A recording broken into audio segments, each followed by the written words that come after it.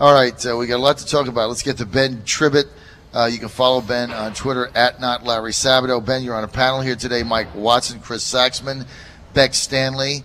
Ben, I want to get to the shooting first, and then we'll get into the results yesterday, get your take on it. This horrific event, we're getting some evidence now coming out, Ben Tribbett, that perhaps the shooter was targeting Republicans based on some things out in the news. What a horrible situation. And Ben, what would have happened if there was no security there, right? Yeah, it's a terrible situation, and it sounds like the Alexandria police were there within minutes, so kudos to them for being able to respond so quickly and assist with the security that was there. All right, well, we might break in as if we get more news. Ben, let's get to the results last night. Big turnout on the Democratic side, Mike, 525,000. Northam with a big victory. What was your take on last night's results, Ben, on the Democratic side? Well, I think in the governor's race, I think it shattered a myth that was perpetuated by almost everyone during this primary, which was that if you had high turnout, it was going to benefit Tom Perriello. Right. Not only, obviously, was there high turnout and it did not benefit him, but a quick breakdown of some of the precincts in Northern Virginia where there was heavy turnout showed, and I'll give you an example, John, this is in Fairfax County. Perriello actually carried the precincts that had less than 10% total voter turnout. Ralph Northam got about 70% of the vote, where there was turnout of 20% or more. And in between, where it was 10 to 20% turnout, Northam got about 60%. So the higher the turnout, the more Northam benefited. And I think that really shattered the myth that higher turnout was going to benefit Tom Perriello. What Perriello apparently needed to win was lighter turnout, more similar to the 2009 turnout model the last time we had a governor's primary. Ben, Chris Saxman, I saw your analysis last night on Facebook, and I thought it was absolutely brilliant and spot on and consistent with your brilliant analysis all along in Virginia politics. And you want to expound on that, Ben, for people that didn't see your post? Well, that's basically what my post was about the turnout, and for a governor's primary, we've never seen turnout like that before in the history of the state. 500,000 plus is massive. I mean, we had 300,000 in 2009, which I think was the previous record for either party, and obviously that was completely shattered yesterday. So, there's a lot of factors for that. I think that when you look at, the Democratic turnout versus the Republican turnout, it tells you there's a lot of energy because of Trump that's going on the Democratic side right now. A lot of people getting engaged for the first time. That having been said, there were 500,000 people who voted in the Democratic primary. It'll take well in excess of 1 million votes for someone to be elected governor this fall. So Ralph Northam still has a lot of work to do. All right, so you would agree with me this is a huge win for Terry McAuliffe last night, right? Oh, absolutely. I mean, it was a huge win for the establishment everywhere, and I think the lieutenant governor's race, same thing. The vast majority of voters, and there were some exceptions to this in areas for specific reasons, but the vast majority of voters were voting for Northam and Fairfax or Perriello and Susan Platt. And it wasn't because there were tickets per se. It just sort of worked out that way.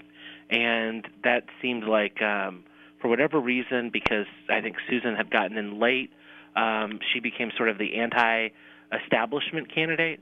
A little bit ironic, given that she's been around 30 years and probably is as establishment as they come. But Perriello voters seem to overwhelmingly favor her, and Northam voters seem to really break towards Justin Fairfax. The same thing happened on the Republican side, where there was an alignment between Corey Stewart and Bryce Reeves voters, although they didn't run as a ticket and certainly didn't even get along that well, the two of them, but that seemed to have happened. And the difference might be between the Democratic race and the Republican race is that the Democratic establishment got behind Northam and probably pulled Fairfax with it, and not that they didn't do it as vocally as they did for Ralph Northam, but the Republicans, because they're out of office, don't have that infrastructure. Now, again, not a knock on RPV of the organization, but just the reality of where the Republican structure has really gone and is not present in Virginia to make that difference up for the front runner at Gillespie. Now, well, Ben, can I just throw in here, John? Yes. And Chris Saxman probably knows this better than anyone, having been a former delegate from Western Virginia. But Western Virginia is represented almost uniformly by Republican local office holders that should provide an establishment organization in those areas, but they don't. And it's very interesting to see, how much support Ed Gillespie had among those rural lawmakers, and then to see their constituents just in mass rejecting their recommendations and going with Corey Stewart. I mean, the history of rural Virginia is the opposite. When 50 years ago, when rural Virginia was a one-party Democratic state, it was machine-driven. The Bird machine came out of Richmond and would tell people, here's who you're supporting in the courthouses, and they would go to spread the word. Now in the Republican Party, it's almost as if the rural organization is against whoever their elected officials tell them to be. They're going to find another alternative. And it does not bode well for an ability to pull the party together when, no one has an organization. Look at where Ed Gillespie did well. It's in the urban centers where there's very few Republican representatives. But again, you're spot on in your analysis there, Ben. That's pretty funny. And the problem is in having sad but true. Sad but true. And we've talked about this in a couple of earlier segments. Is that you can be the office holder, but if your organization isn't honed to a razor edge, and you're not constantly organizing your precincts and your own internal organization, you don't have the strength to call on when you say, okay, I endorse this candidate. If it doesn't mean anything, it doesn't mean anything unless you can pull the lever and get people to pull the lever for you.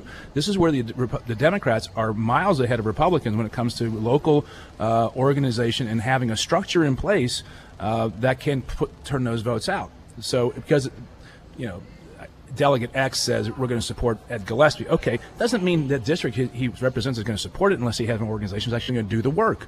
And that's what it comes down to, pulling on the oars, putting your back into the oars. I think you're right about organization, but I also think that there's a thing going on right now with Republican primary voters where they just want to burn the house down. And why that is, I've been perplexed about this for some time, and the Trump phenomenon as well in the Republican primary of, Republicans, they say that they want to burn the house down because Republicans haven't been conservative enough.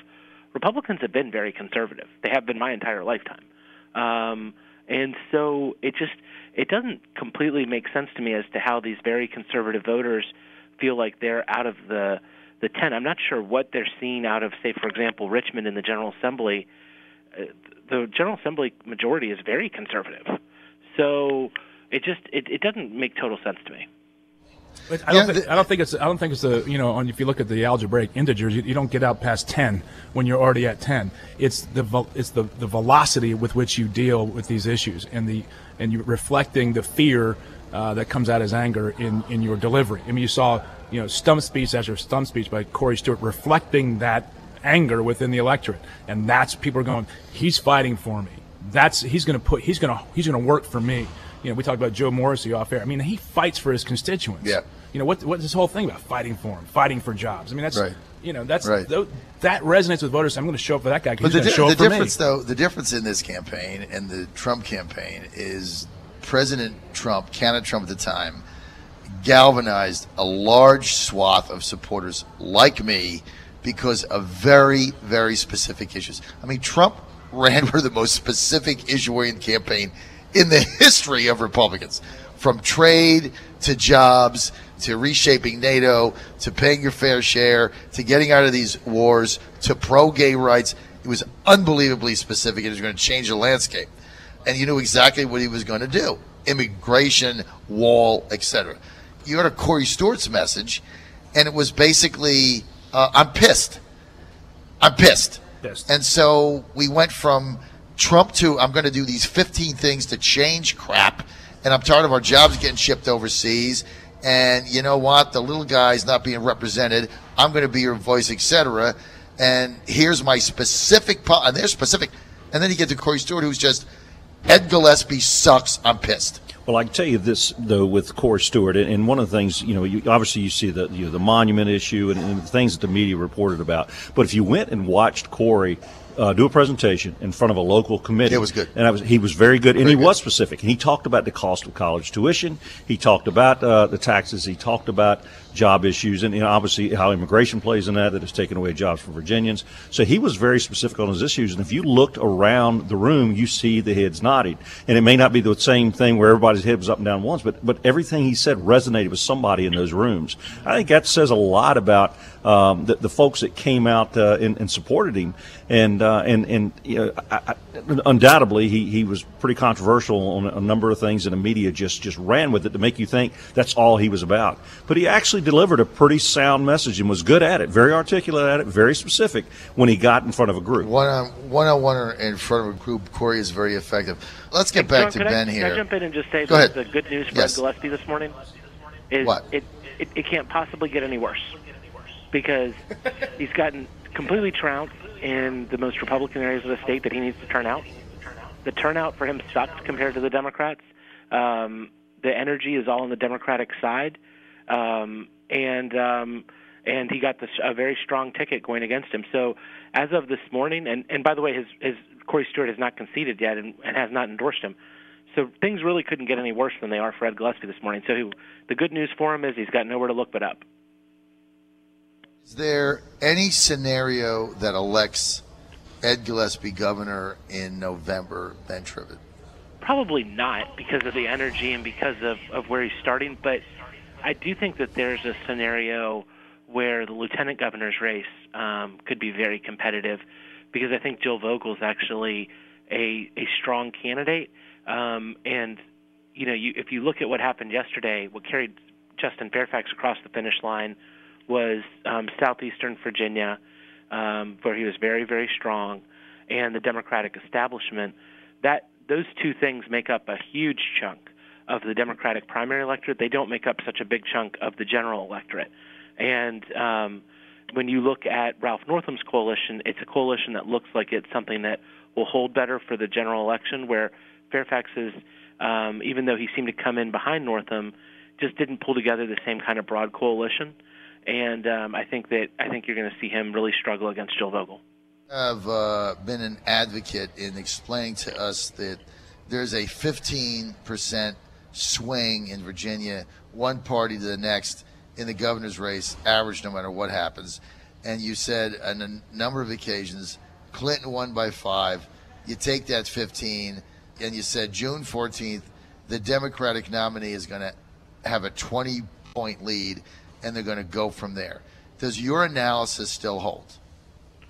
Yeah, I didn't say it would be on June 14th, but I think that by November, the average swing is actually 13 points. And so, and when we say that the average, we're talking about first year of a presidency. And I'm sorry, it's not the average. It's actually the low end of the swing was 13 points. In the first year of a presidency, people react to the president. And so Ralph Northam should be winning this campaign in an absolute landslide. Everything, all the metrics show it. His support yesterday showed it. Everything points in that direction. Ben, what I'm getting at here, is Ralph a Democrat? I mean, how do you reconcile Tom Perriello's folks with Ralph's message? You know, he almost caucused with the Senate Republicans. Everyone knows it. Everyone knows he's a moderate. How's he going to get over the finish line with Perriello's folks out and about and active these days? Well, I think that when you look at a lot of Democratic races recently, and you see this progressive wing of the party that has been emerging that was backing Perriello, there hasn't been a big problem in most races of them uniting behind more mainstream Democrats that win the primaries when they do win the primaries. There's actually been a bigger problem that's been shown when the progressive candidate wins the primary of bringing in all of the moderate voters on the other side than there has been in the progressives uniting. I think, I think that Northam will do fine amongst the Perriello voters, but at the same time, Northam has to energize a lot of constituencies in the general election that he didn't have to energize today. And a lot of those constituencies did back Perriello, so Northam has work to do. You always have work to do in a general election, but he has a wind at his back with all this energy against Trump, and I think you're going to see the party quickly unite behind him. Sure. I mean, he can call the president a narcissistic maniac all he wants, but is that going to translate to votes? Are Perriello's people really going to trust him with the governorship to really represent their values? I don't think he's going to have a problem with that. I think if you test a poll in the next week, that you will already see probably 90% of Perriello voters backing him within a week. Okay, this just in. Apparently another congressman has been wounded in this shooting. Rand Paul saying that it would have been a massacre without Capitol Police. We're going to have an update here for you in several moments from Mike Watson. He's working on it. But apparently another congressman wounded. That information just now got released. Ben, what do you attribute to the weaker showing that Ed Gillespie had that anybody thought he would have? What happened? Well, if you look where the Republican primary turnout was, it was in rural areas. I mean, Ed Gillespie and Jill Vogel both basically carried the urban crescent, Richmond, Hampton Roads, Northern Virginia, which is the vast majority of the state's population. It's not the vast majority of a Republican primary electorate. And so, you know, in that case, there just wasn't, to put Gillespie over the top, there was one set of rural counties in the northern neck that he did well in. That actually was the difference for him. In Jill Vogel's case, it was some rural counties in the northern Shenandoah Valley that she was able to pick off where she's a state senator. But other than that, they basically were both restricted to the three urban centers. And in those urban centers, there's just not Republican votes right now to outweigh the rural counties. And it's a big problem for the Republicans because you have the nomination being dominated in the West, but then you have to win the general elections in the East. And finding candidates that can pull off both of those things is going to be very, very difficult. Where does Gillespie get? Yesterday, I don't care how you spin this thing, right? There was just not a lot of enthusiasm for his candidacy amongst a lot of Republicans. It just wasn't there. Corey Stewart was there, was an alternative for people. So if you're Chris Levitt today and you're looking at these results, Ben, and by the way, Chris Levitt, campaign manager for Ed Gillespie, he's got a pretty good team. They got $2 million in the bank. If he called you up today and said, Ben Tribbett, how do I get back in this thing? How do I win this race? What are the top 4 things I can do between now and whenever? What would your answer be?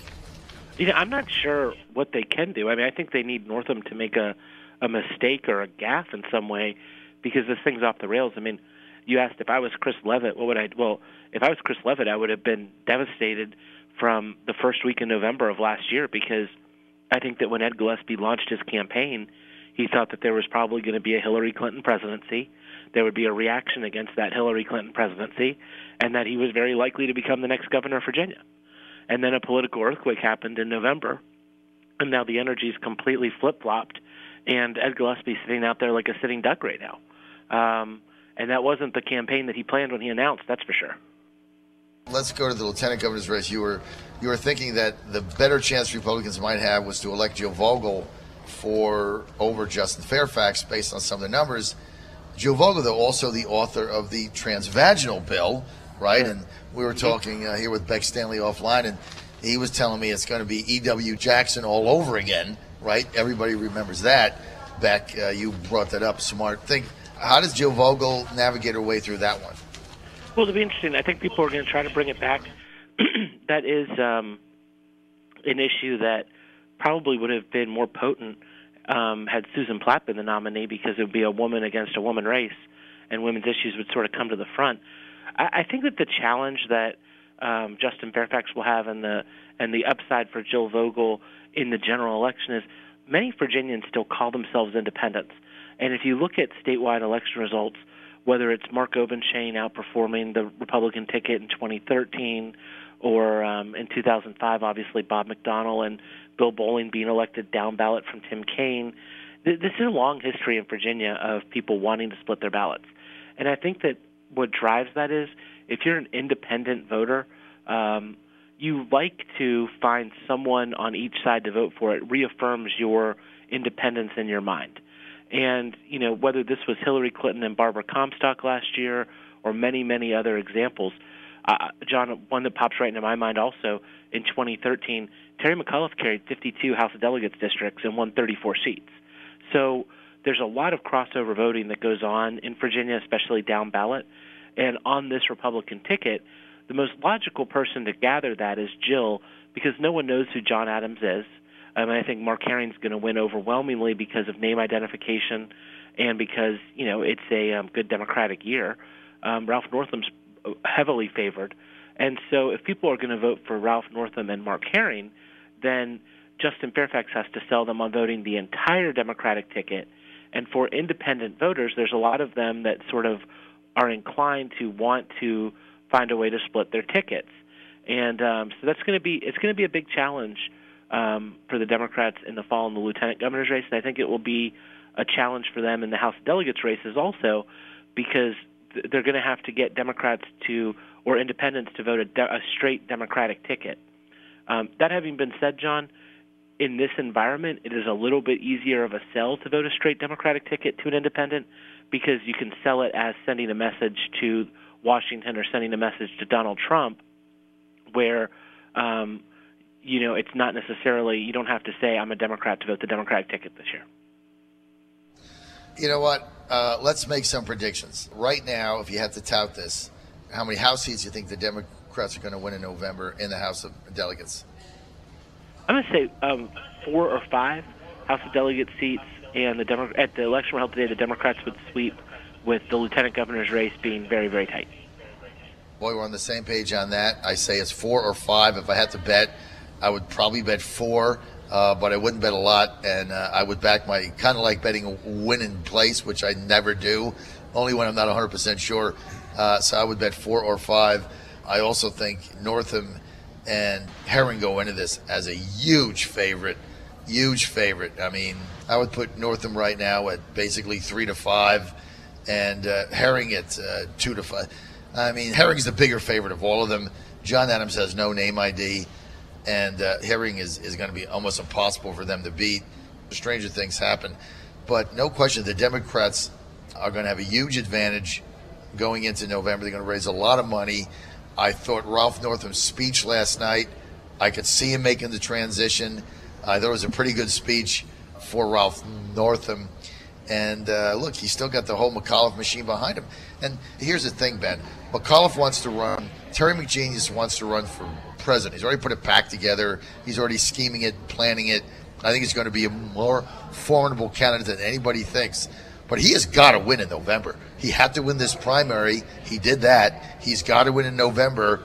He's going to deliver that. And so there's a lot at stake for McAuliffe. I think he's going to work hard, and the Democrats have to be feeling very good about themselves. Let me ask you something else. Republicans have this fight. Corey Stewart hasn't endorsed Ed. He's not dropped out of the race. He's not conceded. They're still fighting. The Democrats, they have this big battle. They spend millions of dollars. They fight each other, and Perriello's on the attack, and Northam's firing back, and we're on the radio, and it's all over TV, and Northam wins, and then it's kumbaya. They all hug, kiss, and make up. How do the Democrats do this, and Republicans just can't seem to get together? Why is that? It's interesting, and I think that the differences amongst the Democrats, Northam was running on a platform of change and progress, and Perriello was running on a platform of more change and more progress. Well, if you are a supporter of Perriello's, perhaps you wanted to move faster, perhaps you wanted to shake up the system quicker, but it's very easy to fall back to Northam, who's going to advance the ball, where on the Republican side, I think the rift is much deeper. John Whitbeck spent this entire primary trying to push out this narrative of this Dem Civil War. The Democrats have never been in a civil war in my lifetime in Virginia. There's been disagreements. They've never been in a civil war. The Republicans are in the middle of a 15-year civil war, of primarying incumbents, of knocking off establishment candidates. That just is what it is, and that's the reality. So, I mean, I thought that whole program was, the most projection, thing that you could possibly see coming out of the Republican Party, to call it a civil war. That it's just the Democrats are not in a civil war. There are some wings of the party that are wanting to do things quicker, faster, better, but it's not necessarily, a issue that you've seen in any elections recently where the vast majority of progressive Democrats have not rallied around the Democratic nominee, period. You just don't see that. More Republicans have been fighting with Republicans more so than they have with Democrats. That's been the tone and tenor. I think it goes back to the budget breakdowns of the late 1999 era, 2001, and those wounds have never healed, and they've gotten worse over time. And the whole reality in the Republican Party is to beat the other guy in your own party was the goal, not to win in November. And for the party, that's just the reality on the ground, and it manifests itself and has become part of the DNA now. And it became exacerbated with the move towards statewide conventions as a method of nomination versus primaries. That's why Democrats are so far ahead in their organization, their structure, and it's this is the fruit. Ben, who were the other big winners last night? We got big winners, obviously, the candidates that won, but we've got the big winners as Terry McAuliffe being one of them. Dominion Energy, I think they were a big winner last night because none of the anti-pipeline candidates won. Dominion Energy as an issue was kind of knocked off the table. Nobody cares. Who in your mind? Social media. Social media, Ben, big winner. Let's go around the table. Can I quibble with one of those winners? I think that on a short-term basis, Dominion was a big winner last night, and that Tom Perriello didn't win. That having been said, you see all these candidates that are signing these pledges to not take Dominion money on the Democratic side. All of those candidates were all elected in primaries last night because every single one of them took the pledge. That's the next generation of Democratic candidates. And you're seeing this shift where, you might be able to fight off certain candidates at a higher level in a cycle, but the DNA of the Democratic Party is shifting, and Dominion's not responding to the DNA of the party shifting, and that's going to be a big problem for them going down the road years from now, because once you lose these people, you're never going to get them back. And Dominion's not been a political issue since it was 30 years ago, and I think it might have been called Virginia Power back then, I can't remember, but back when Henry Howell was running. And they went off the map for 30 years. They're back on the map now, and this primary is not taking them off the map because every single new Democratic candidate for the House of Delegates that's running next year has now signed pledges not to take their money. And somehow Dominion has managed to completely lose the entire future of one of the parties in Virginia, and being its strategy has always been to be on both sides of the fence, of being able to work both sides. These new younger Democrats, you're not going to be able to work them because they're coming in with this pledge early on. This is going to continue cycle to cycle, and Dominion's got a lot of soul searching to do of what they want to do going forward in order to try to stem this tide a little bit. Do you think this is an extension of the anti-corporate, anti-Wall Street populist era that we're in, and the easy target in Virginia would be Dominion? Absolutely. And I think do you also think that, so Ben, that this could? Well. Do you think this could extrapolate down to other sectors and other large businesses that are headquartered here in Virginia? It could. I think you saw, obviously tobacco became an issue in the lieutenant governor's primary for the Democrats this year.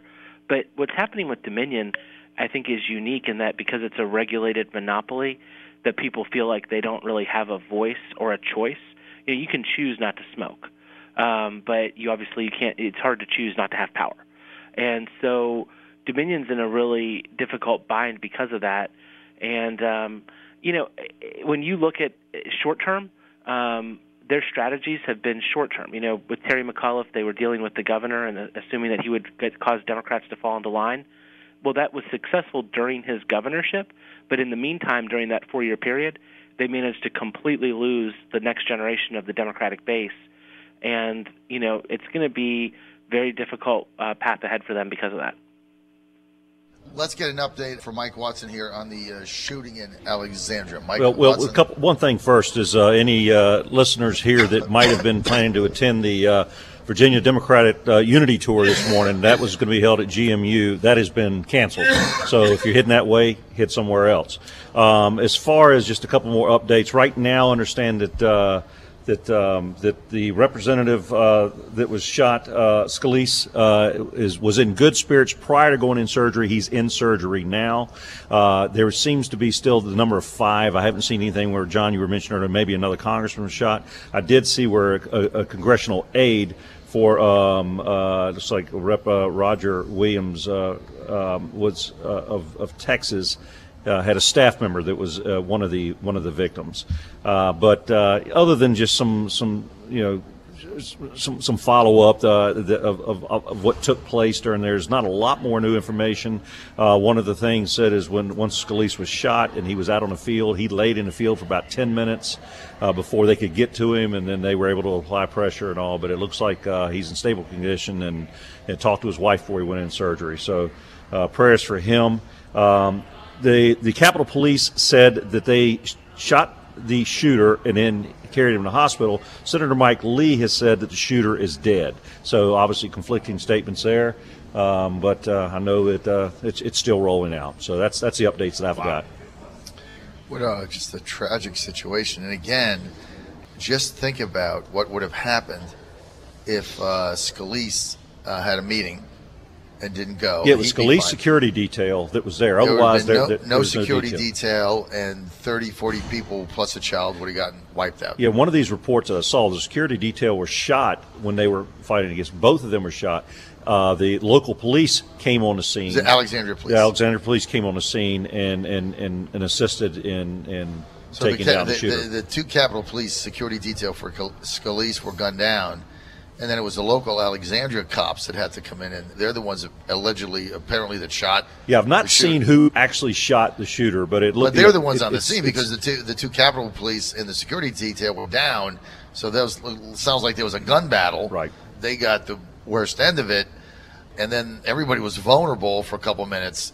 But sounds like the Alexandria Police got there very fast. Once they were called, they responded within 3 minutes. Right. Now, this obviously had been going on for several minutes before they were called. Right. But it's as horrible as it is. It could have been an absolute catastrophic tragedy. Imagine Steve Scalise wasn't as big of a baseball fan as he is. He gives out baseball bats to his supporters and during his whip race. Yeah, that was his prize, baseball bats. I tell you what, I mean, the guys love thank baseball. God he was there. The security detail was there, and thank goodness for the quick response of the Alexandria Police. And when you think about bringing your child there and having to stuff them under the bench when people are getting gunned down, I mean, it's just scary. It could happen to any of us. We're out of time for today. Somber note we're ending on. We hope that our prayers go out to everybody who's been injured, and except for the shooter and what happens to him. But thanks for joining with us today. We're live at the Hilton Hotel in Short Pump, Virginia. I want to thank our panel, Ben Tribbett. Ben, thanks for being with us, man. Always a pleasure. You were spot on as always. I want to thank Mike Watson and Chris Saxman for being here both today and for our 6-hour election broadcast tomorrow. I don't think any of us went to the bathroom, right? We didn't drink anything. We didn't drink anything. I mean, we were just there for 6 Fluids, hours, not alcohol. 5 hours straight. We never took a break because the numbers were coming in. It was so interesting. I want to thank everybody for that. Also want to thank political consultant Beck Stanley for joining us today. Thanks, Beck.